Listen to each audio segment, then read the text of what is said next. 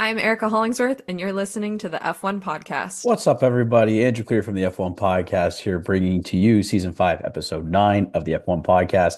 Unfortunately, Erica and Richie couldn't join us this week, so you get the Andrew show once again. Unfortunately, you love me or hate me, you're gonna have to deal with me. Put it that way. Unfortunately, that's just what it is. You But lose. I'm here to talk about Imola GP. It was quite a race, quite a Saturday versus quite a Sunday. And then as well, kind of do a little bit of a preview of the Monaco Grand Prix and see what's going on. But first, let's talk about qualifying on Saturday at the Imola or the Emilia Romagna. Something like 30 different types of. It's the Formula One AWS Gran Premiero de Made in Italy, Emilia Romagna. Oh boy, say that like 10 times fast. Your tongue will be twisted by the second one. Anyways, we're gonna go to let's talk about qualifying on Saturday. We had an interesting qualifying session. Q1 started off with a couple red flags. I'm not talking about the red flags getting sent off that George Russell today said that Max was the best. And I was like, man, that's a hater. Like, I thought you were a hater of Max, but he's one of the GOATs, I guess. I don't know. If you saw his interview today, sorry, this is on Friday, May 23rd, we're talking about. So post practice, talking about the Imola GP race and Max's overtakes that we'll talk about later. It was quite interesting. But anyways, two red flags that session. First was caused by, I believe it was Yuki Tsunoda crashing out into turn 6 and then making his debut for Alpine this season, Franco Colapinto, turn 4, really crushed it. Fake news, by the way, doing posting that story on Instagram, but everybody went bizarro world on him and his family. It was crazy. So there was also a fake funny report that they wouldn't allow Argentinians to um, be able to come to the next 6 races as a result of that. That's all fake news. FYI, fake news across the board. But nevertheless, tough way for Franco to start his tenure at Alpine just with a crash in Q1. Of his time will allow them to go to Q2, but obviously he didn't qualify in Q2 whatsoever. We go down to Q2, which was crazy in the sense that Carlos Sainz in the Williams had a great weekend ahead of both McLarens. And I was like, are we gonna have like Williams podium this weekend? Is this what we're talking about here? But nevertheless, um, ironically enough, it was Richie's birthday this past weekend. Love you, Richie. Amazing guy of the show. Uh, and for his birthday, Ferrari decided to grace him with a double Q2 elimination at the hands of my boys, Aston Martin. Yes, happy birthday, Richie. Eat that L on Saturday because uh, both Lance Stroll and Fernando Alonso knocks you out of Q2 is one you got to take on the chin, and one I was not expecting at all. And unfortunately, we saw Kimi Antonelli saw himself eliminated from this session. He had a tough week, in particular, being at home. Brought his whole classmates out to Imola to hang out for the weekend, surprise people for the weekend, and he had a dud. Oh well. But in Q3, the session ended with Oscar Piastri securing his third pole this season ahead of Max Verstappen and George Russell, who finished P2 and P3 respectively. I believe he was like I want to say 0.23, like 2 tenths off Max Verstappen was of Oscar Piastri, maybe 2/2300s. I don't know, but it was really close session. And once again, seeing Oscar ahead of Lando again in qualification. Um, After Saturday, it begged the question: who's number one? Who's number two? You're thinking Oscar, to be honest with you, being number one. So as a result, Yuki Tsunoda started for the pit lane as they rebuilt his car. And then I believe Colapinto had a grid place penalty for entering the fast lane in the pit lane before the restart time was confirmed in Q1. So he started, I think, P16 as a result, pushing Liam Lawson up to P15. Nevertheless, we get to Sunday, we get to the race, and my God, the overtake of the year. I'm not kidding. Like, we're not going to see a better overtake at all. Overtake of the year into Tamburello. First turn, first corner. of the GP, Max Verstappen on the outside. I was surprised. He got really a tough start off the line compared to Oscar and George. George was up ahead of him at one point, but he stuck himself behind Oscar, which I thought was kind of interesting. Maybe he was trying to maybe make the move on the inside of Oscar, going into Tamburello, but there just was no space because Oscar had that inside line covered, which unfortunately well, for McLaren fans, amazing for Red Bull fans, is that it let Max Verstappen have a peek. The door opened and he took full advantage of that on the outside. And my goodness, what a overtake, or what an overtake, sorry. What an overtake. Unbelievable. I was just, when I was watching it on Sunday, I was like, just jaw dropped.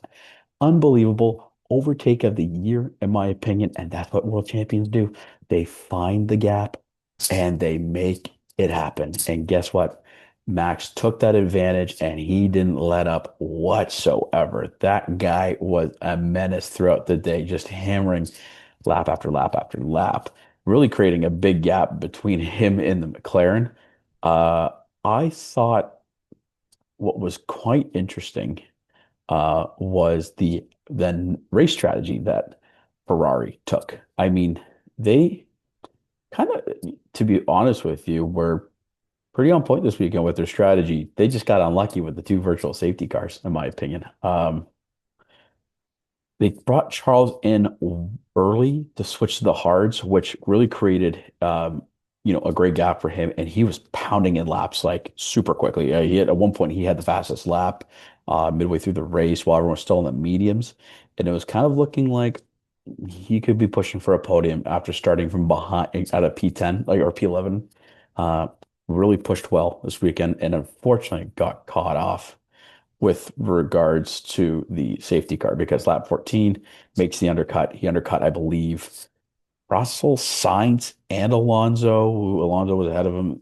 Aston Martin, horrible Sunday. Oh my God, I took the L right on the chin. So, Ferrari, Aston Martin punch, Ferrari counter punch, hit that in the chin. And I mean, really bad Sunday from Aston Martin. And speaking of strategy, they had a really bad strategy falling asleep at the wheel during these VSCs because they didn't bring in Alonso in one of them and basically could have had a double pit stop, but nope, just decided to lead him out there, and he just got ate up by everybody who pitted in for new tires, and he just they just weren't pacing. They couldn't pace with the cars ahead of him, and it was awful. So lap 29, Ocon of the first two pulled over for a mechanical failure. That VST took forever. Forever. I was like, maybe they bring a safety car. I don't know, but they did bring a safety car at the end of the day. Um, it pretty much gave a free pit stop for like Verstappen, who had not taken advantage, who did not like pit yet.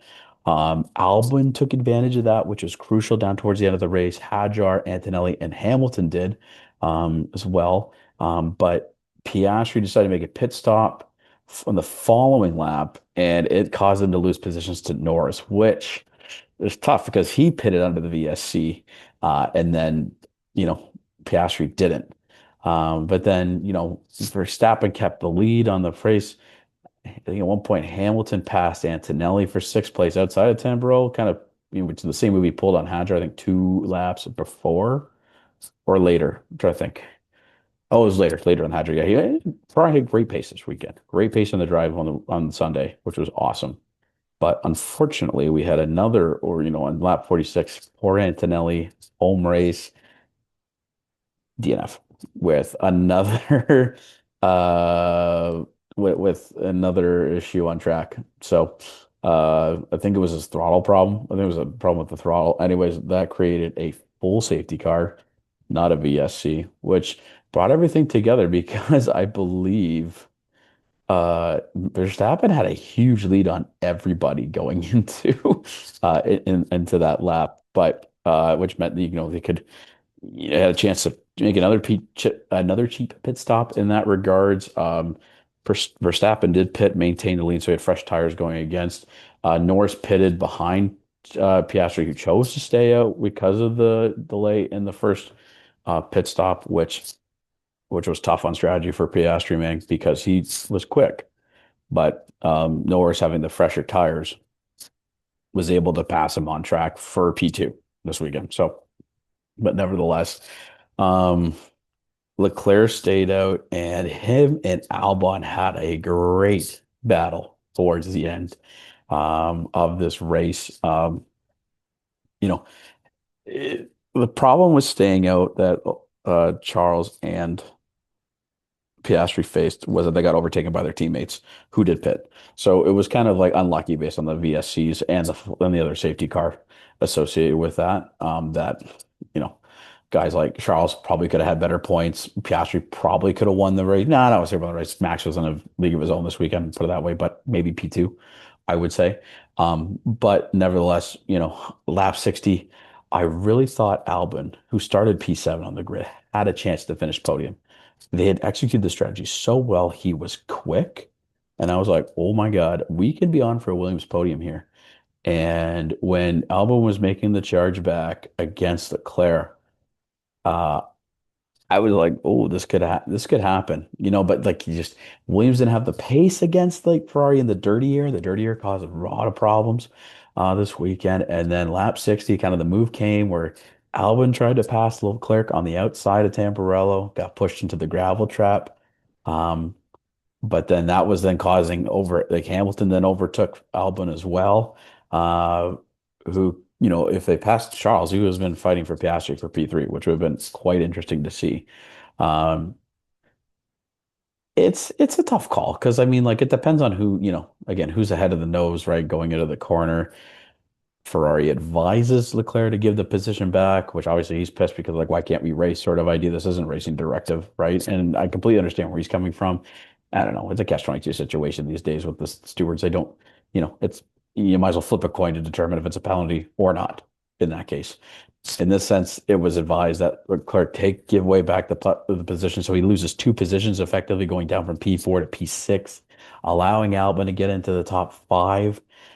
And then as a result, the final race, final lap came and Max Verstappen wins the Emilia Romagna Grand Prix with a 6-second lead over Lando Norris and who finished 6 seconds ahead of Oscar Piastri P3.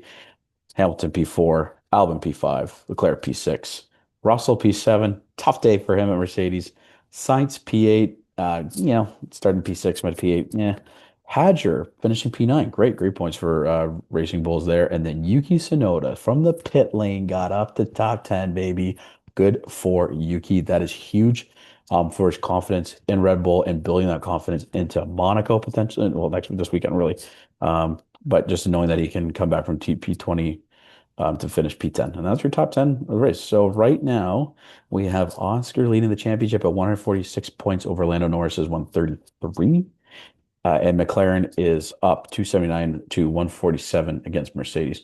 Overall thoughts, I thought it was a good, clean race. I thought it was some great overtaking, but again, the VSC and the safety car really changed the outcome of this race. It didn't change who was going to win, to be honest with you. Max is always going to win that race, especially after that move. He deserved it into turn one, but again, like guys like Piastri, guys like Leclerc got screwed on the strategy. It is what it is. You know, luck like that is always going to come back around, and it may affect Norris and Hamilton next weekend. Who knows? But that is my review of the Imola Grand Prix. What do I think for Monaco this week? Really quick question. I don't know. I really don't know. I think McLaren's going to be super fast because it's, obviously a street circuit and they do well. But with the upgrades that Red Bull brought, maybe they can pull off in Monaco this weekend. I don't know. Time will definitely tell. I would love to see Charles win again back at home, or I would love to see Hamilton win in a Ferrari in Monaco. That would be such a statement this weekend. To say that, hey, I am still who I am, and I am here with Ferrari would be incredible. Um, but if I was to go top three this weekend, oh, good question. I'm gonna go Oscar Piastri one. I'm gonna go Max Verstappen two, and I'm gonna go Charles Leclerc three. Little three-team podium action going on. So that is season 5, episode 9 of the F1 podcast. I apologize, I ripped through this one. So if you want, listen to it at like 0.75 percent speed, which would be hilarious. Because maybe I would be talking normal. Who knows? Anyways, again, if please follow us on all of our social media pages, Instagram, TikTok. You'll see everything in our link tree in the description as well. Follow us on Apple Podcasts, follow us on Spotify and XRG's YouTube channel for great content. Uh, this week's the Monaco GP. It is the race that's determined on Saturday. Maybe next year with the regulations, it won't be, but make sure to tune in on Saturday to see how qualifying goes. And then with the two pit stop or the three tire compound mandatory requirements for the Monaco Grand Prix, will it change how it goes? Who knows? Turn in this weekend to find out. Take care. Have a great day.